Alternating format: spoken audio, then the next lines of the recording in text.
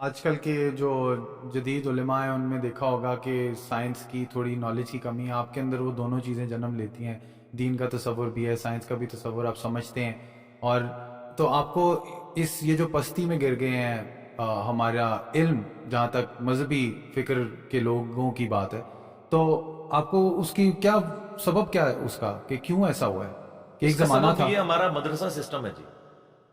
جب انگریزوں کی غلامی میں ہم لوگ رہے تو ہم نے جن لوگوں نے ہمیں تعلیم کی طرف مائل کیا، بدقسمتی کے ساتھ ان میں سے بعض لوگ ایک ریڈ لائن کو کراس کر گئے، جس طرح سر سید احمد خان. اس کی وجہ سے لوگوں نے یہ کنکلوڈ کر لیا کہ سائنس کی تعلیم اینٹی مذہب، حالانکہ یہ دونوں کا ٹاپک ہی ڈفرینٹ ہے. فزکس کیمسٹری کے خلاف کیسے ہو سکتی ہے؟ دونوں الگ ٹاپکس ہیں. دین جو ہے وہ فزیکل ورلڈ کے ساتھ تعلق نہیں رکھتا، بلکہ ریویلڈ نالج کے ساتھ تعلق رکھتا ہے. ہاں، ایکوائرڈ نالج، سائنس کا علم جو اس کو ایڈریس وہ ضرور کرتا ہے، لیکن اس علم کے ذریعے وہ کہتا ہے آپ خدا کا تعارف کریں کہ اس کے پیچھے خدا ہے جو ان ساری چیزوں کو لے کے چل رہا ہے. شروع میں سلطنت عباسیہ کے دور کے اندر مسلمانوں نے سائنس میں بڑی ترقی کی ہے. پوری دنیا کا اس وقت جو آپ کا میتھمیٹکس کا نظام ہے، الیکٹرانکس کا نظام، الجبرا کے اوپر چل رہا ہے. یہ لفظ ہی عربی کا ہے، الجبرا. آپ اندازہ لگائیں، ساری بنیادیں وہیں سے تھیں. بعد میں ظاہر ہے مسلمان پھر اور چکروں میں پڑ گئے، اس کی وجہ سے سستی ہوگی. پھر جب ان پہ کلونین پاورز آ گئیں، انہوں نے پھر سائنس کی تعلیم کی بجائے اپنے آپ کو انہی کتابوں تک محدود کر لیا، اور سائنس کا علم اور جو دین کا علم ہے اس کو الگ تصور کرنا شروع کر. آپ تو کہہ رہے ہیں نا علماء کے پاس سائنس کے علم کی کمی ہے. معذرت کے ساتھ ان کے پاس سائنس کا علم ہے ہی نہیں. کمی کی کون سی بات ہے؟ ان کو سائنس کی ڈیفینیشن نہیں پتا. کسی ایک ٹاپک کے اوپر یہ جنرل گفتگو بھی نہیں کر سکتے.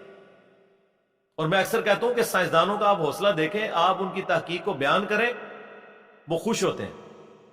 وہ کبھی نہیں کہتے یہ میری تحقیق تھی، تم کیوں بیان کر رہے ہو. وہ اتنا اپنے اس ریلیجن کو آن کرتے ہیں کہ یار سائنس اس رزلٹ پہ پہنچی اور سائنس پھلے پھولے، ہمیں خوشی ہوتی. لیکن مذہبی طبقہ، آپ ان میں سے کسی کی چھوٹی سی تحقیق اٹھائیں اور وہ اس کو آپ پریزنٹ کریں، وہ کہتے ہیں یار اس کو تو آتا ہی کچھ نہیں تھا، اس نے تو فلاں جگہ یہ بات پڑھی.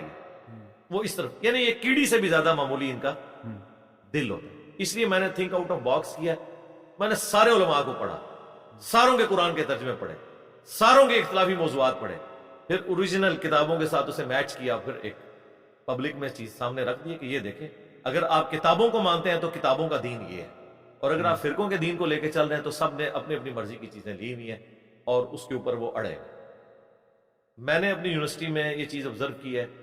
شروع سے میرے اندر یہ جستجو والا ایک مادہ تھا.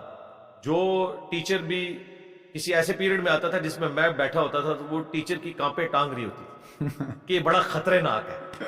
ٹھیک ہے، اس وجہ سے کہ میں چیزوں کو آبزرو کرتا تھا، پھر کاؤنٹر کوسچن کرتا تھا. یہ عادت شروع سے.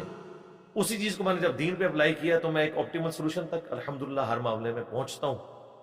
اور لوگ کہتے ہیں آپ اپنے عقائد و نظریات جو آپ نے اخذ کیے ہیں اس کو ریوزٹ جی ضرور کریں گے، لیکن وہ جتنی بھی ریسرچ کرنی ہے وہ آلریڈی کر کے ایک رائے سامنے رکھیں. کبھی کوئی غلطی لگ سکتی ہے انسان کو، بدنیتی کے ساتھ نہیں، لیکن اوورآل الحمدللہ پوری محنت کرنے کے بعد ایک رائے ہم رکھتے ہیں.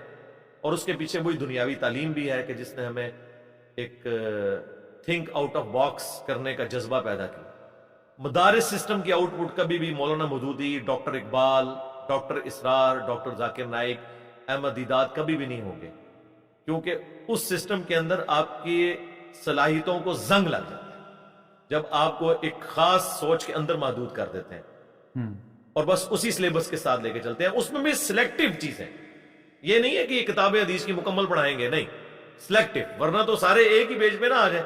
مجھے بتائیں دنیا میں انگلش کے 2 مختلف پروفیسر اٹھا لیں دنیا سے، کوئی یہ نہیں کہے گا ایک کہ بی یو ٹی بٹ ہوتا ہے انگلش میں اور دوسرا کہ بی اے ٹی بٹ ہوتا ہے. ایک ہی بات کرتے ہیں. فزکس کے لوگ جو اسٹیبلش سائنٹیفک فیکٹس ہیں ایک ہی بات اس کے بارے میں کرتے ہیں.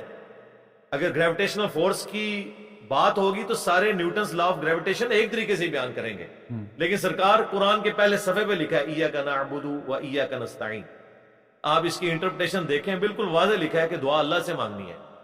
کوئی قبر والوں کو پکار رہا ہوگا، کوئی مرے ہوئے لوگوں کو پکار رہا ہوگا، کوئی کسی جن کو پکار رہا ہوگا، کسی فرشتے کو، حالانکہ قرآن اپنی تعلیمات میں بالکل واضح ہے.